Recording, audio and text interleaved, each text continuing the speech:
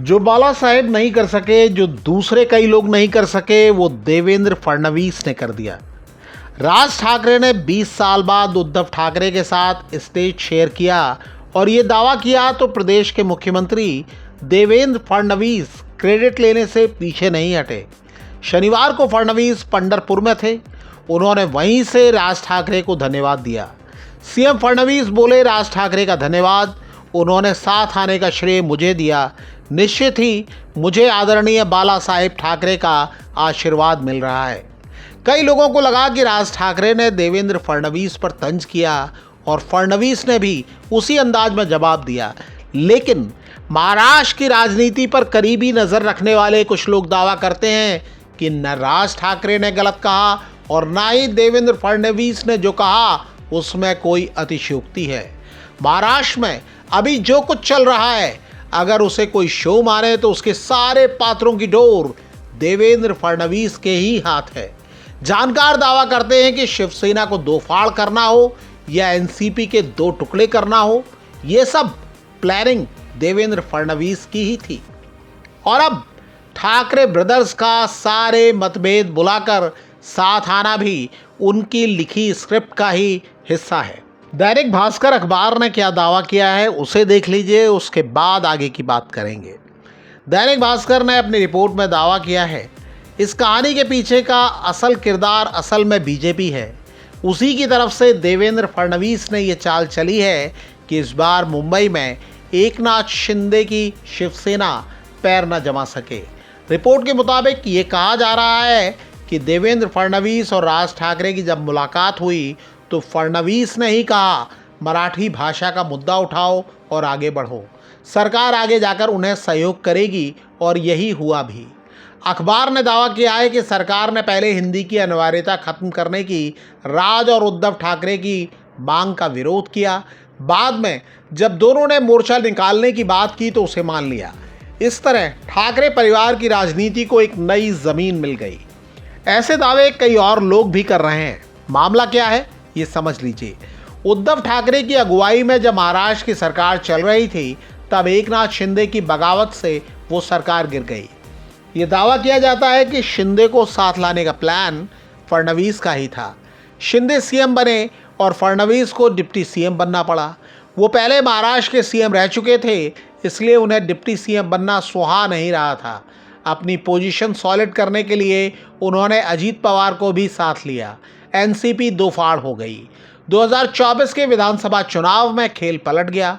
फडणवीस ने बीजेपी को बम्पर जीत दिलाई। उन्होंने न सिर्फ विपक्ष यानी उद्धव ठाकरे की शिवसेना, शरद पवार की एनसीपी और कांग्रेस को चित किया, बल्कि आला कमान को इस बात के लिए भी तैयार कर लिया कि शिंदे की नाराजगी की फिक्र छोड़ उन्हें सीएम बनाया जाए। महाराष्ट्र जैसे अहम राज्य में पार्टी का मुख्यमंत्री हो, ये बात बीजेपी के टॉप नेता चाहते ही थे। सरकार में एकनाथ शिंदे डिप्टी सीएम बने, लेकिन बताया जाता है कि वो सदाबहार नाराज हैं। वो कभी कहते हैं कि उन्हें हल्के में नहीं लिया जाए, कभी तांगा पलटने की चेतावनी देते हैं।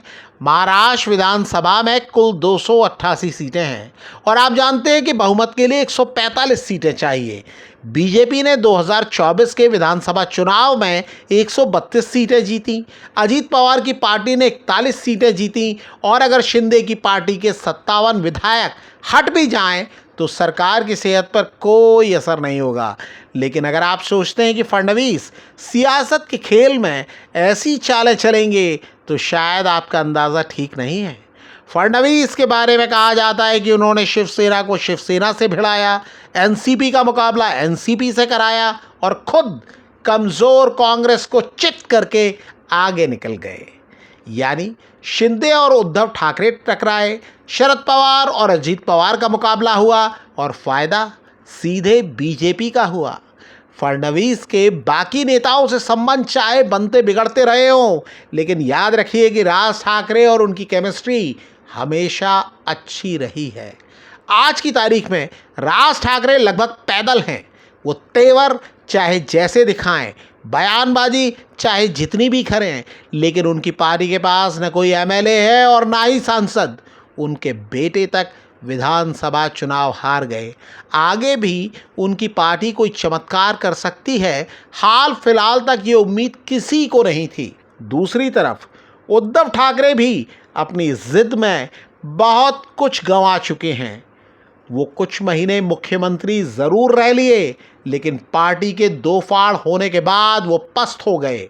लोकसभा चुनाव में उनकी पार्टी ने एकनाथ शिंदे की पार्टी से ज़्यादा सीटें भले ही जीत ली हों, लेकिन विधानसभा चुनाव में वो कहीं नहीं टिक सके। सामने स्थानीय निकाय चुनाव हैं। मुंबई महापालिका में 1980 के दशक से शिवसेना का दबदबा रहा है। 1990 के दशक के थोड़े से हिस्से को छोड़ दिया जाए तो शिवसेना ही बीएमसी में मेयर बनाती रही है। 2017 में भी शिवसेना का ही मेयर बना था। महाराष्ट्र की राजनीति पर नज़र रखने वाले दावा करते हैं कि बाला साहेब ठाकरे के दौर से शिवसेना किसी भी कीमत पर बीएमसी पर दबदबा रखना चाहती है। विधानसभा चुनाव के नतीजों के बाद उद्धव ठाकरे के बड़े से बड़े समर्थक को नहीं लगता था कि अब उनकी पार्टी ऐसा कर पाएगी। राज ठाकरे तो राजनीतिक रूप से कहाँ खड़े हैं ये सबको मालूम है, और फडणवीस की नज़र अब बीएमसी पर है। और दावा किया जा रहा है कि सरकार में शिंदे के तौर तरीके देखने के बाद वो मुंबई में उनका असर नहीं बढ़ने देना चाहते। जानकार दावा करते हैं कि यहीं उन्होंने राज ठाकरे को मैदान में उतारा, थाली में परोसकर मराठी का मुद्दा दिया, पहले आदेश जारी कराया, फिर उसे वापस कराया, जिससे राज ठाकरे और उद्धव ठाकरे साथ आए। समर्थकों को ब्रांड ठाकरे की ताकत का एहसास होता दिखे, वो एकनाथ शिंदे से टकराएं तो बेहतर नतीजे ला सकें। जानकार दावा करते हैं कि जो लोग ठाकरे ब्रदर्स के अंदाज से नाखुश हैं, उनके पास बीजेपी के अलावा कोई विकल्प नहीं है, और उद्धव ठाकरे के साथ आकर जब राज की ताकत बढ़ेगी तब उनकी पार्टी को स्थानीय चुनाव में अकेले चलने के मुकाबले ज़्यादा फायदा हो सकता है। राज ठाकरे उद्धव ठाकरे को भी बीजेपी के साथ आने के लिए मना सकते हैं। आखिर शिवसेना और बीजेपी का नाता बहुत पुराना रहा है, और अगर शिंदे हाशिए पर जा रहे हों और पार्टी का सिंबल और दबदबा वापस कायम होता दिख रहा हो तो क्या उद्धव ठाकरे इनकार कर पाएंगे? जानकार दावा करते हैं कि ठाकरे ब्रांड को हाशिए पर लाने वाले फडणवीस अगर ठाकरे ब्रांड को दोबारा चमक पाने का मौका दे रहे हैं तो क्या ठाकरे ब्रदर्स बदले में कुछ नहीं करेंगे? आप इसे लेकर क्या कहते हैं, कमेंट करके बता सकते हैं।